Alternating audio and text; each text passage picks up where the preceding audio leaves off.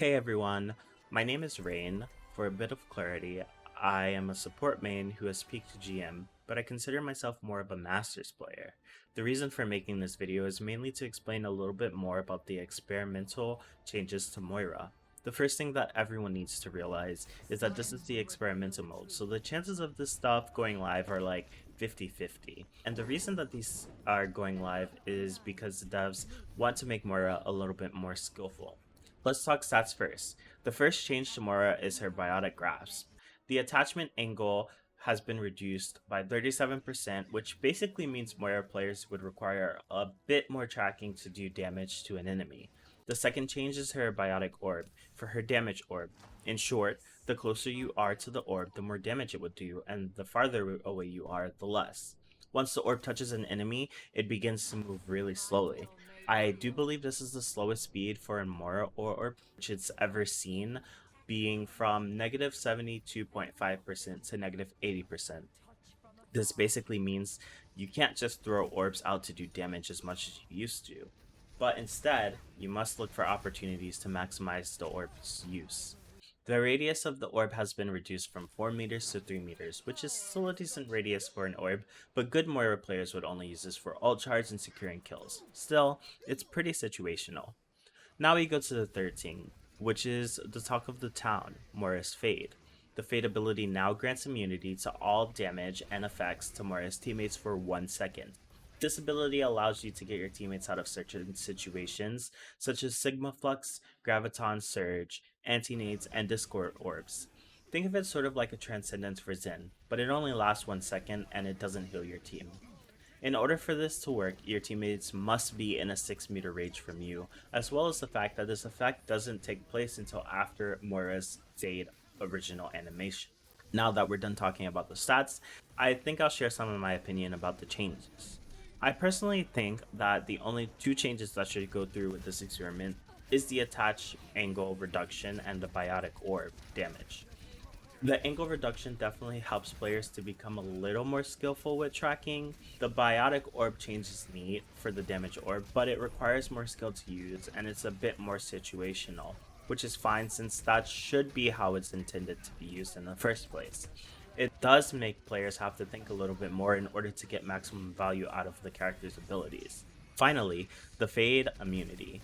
I personally am not a fan of this change, but not for some of the reasons that many other people think.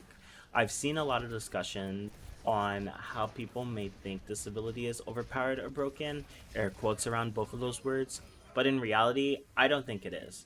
Remember, the whole idea of having these changes go through is to make Moira more skillful. Moira is a pretty complex character and by far one of my favorites because of her raw damage and healing capability, and unlike all the other supports, she has no real utility in her kit to help enable her teammates or turn team fights besides her ability. I'm aware that damage orb can sort of be one, but it's really debatable. After trying out the changes on the experimental, I've come to the conclusion that yes, this ability does make Moira more skillful to play, but it's very high risk, high reward.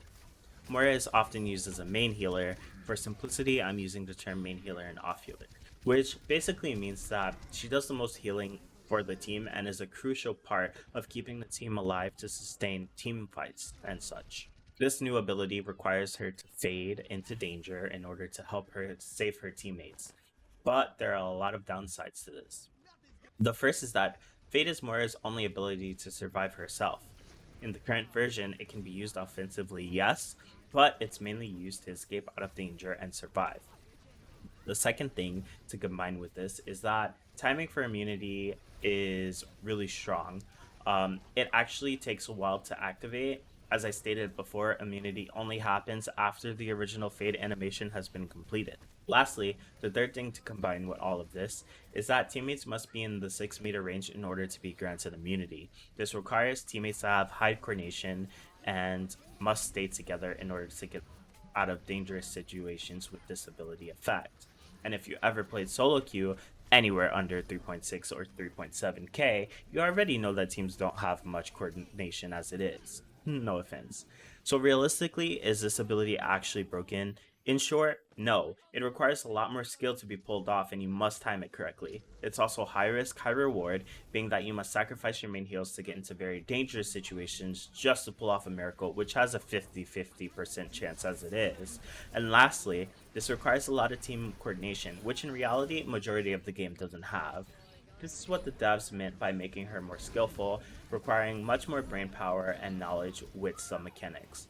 This version of Moira actually makes her have to think a little bit more before she does certain things like throw damage orbs or fade into dangerous situations to get her team out of team fights. If you guys like this video, feel free to hit that subscribe button at the bottom and give it a thumbs up. I'll be making some more Overwatch videos, but I really wanted to address this first because a lot of people have been talking about it, and I honestly don't think it's going to go onto the live server, but I just wanted to share my thoughts and opinions as being a Moira player and a support player in general. I hope you all have a good day, and I'll see you later. Bye!